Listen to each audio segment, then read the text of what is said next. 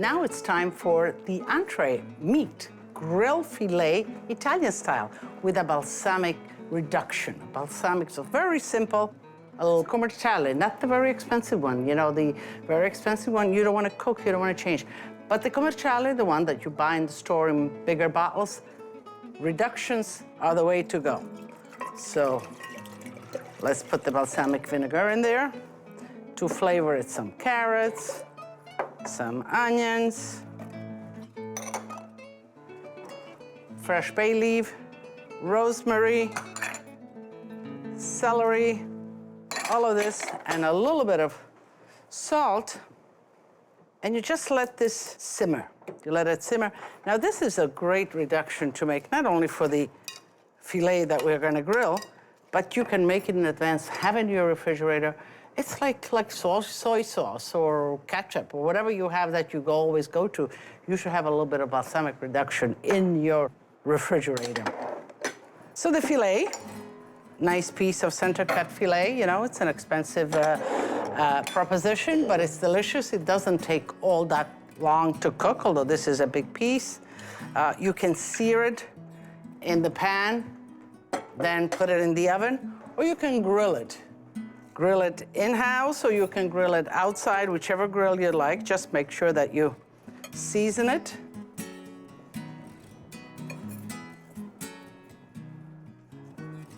Okay. And that your grill is nice and hot. So we want the markings across this way. So let's put it right in the middle. Okay.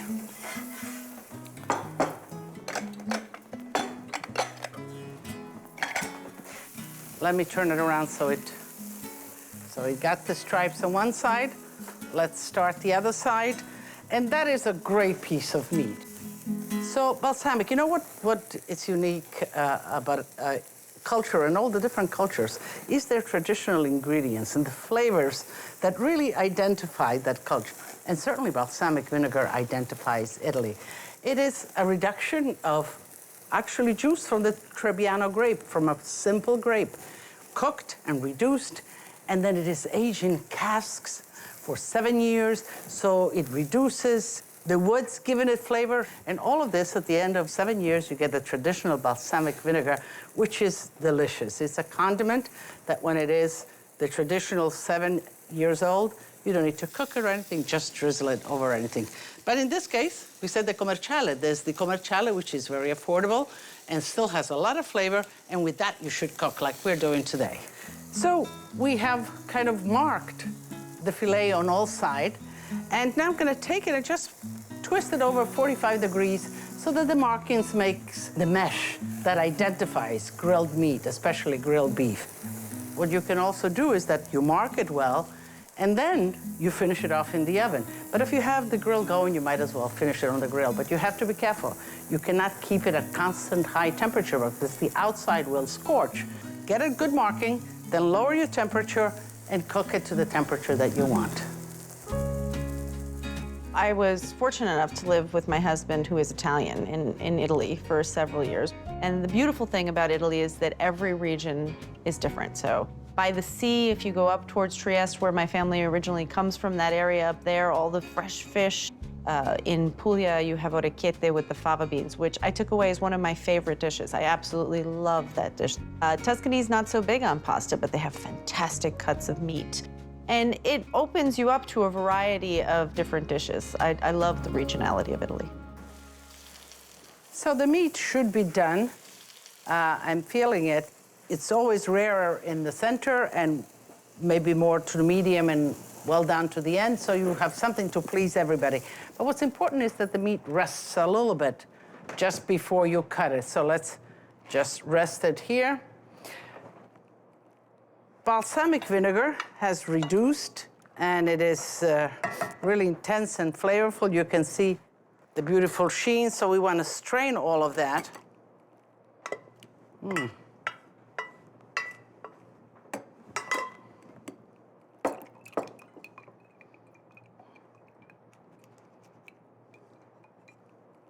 Okay.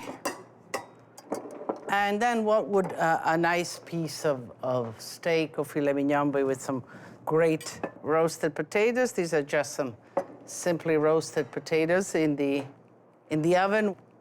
Let's just put those right on the plate, just like that. Okay. Let's cut the meat. Okay.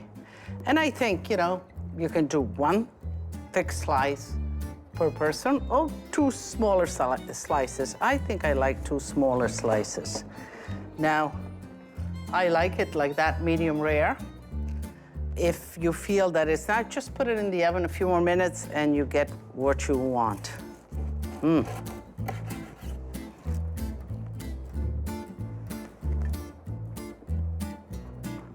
Okay. And a little bit of the balsamic vinegar. Now you can drop it over it. You can put it next to the plates on the table, or just a drizzle like that. I kind of just like to drizzle a little bit and then let them cut into, when they cut the meat sort of mops up the sauce. Certainly some salt, the coarsest salt on the meat. I also, even though I have the sauce, you know, I mean, I like just the drizzle of oil on the meat. That's very Italian.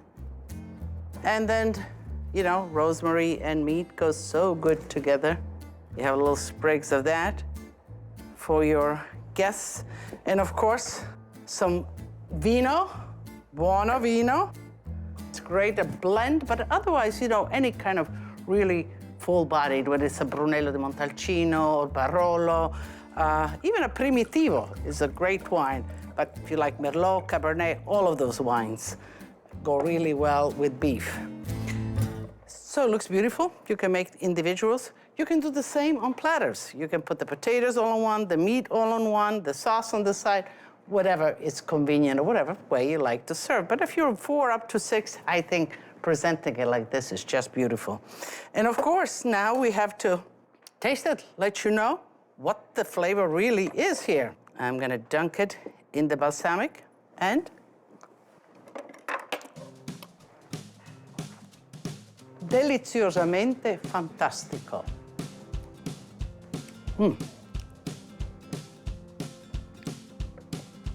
So you can see that there's like a big orchestra here. There's a lot of harmonies and beautiful music going on. Your guests will love it. And what I tell you is tutti a tavola a mangiare. Just join me.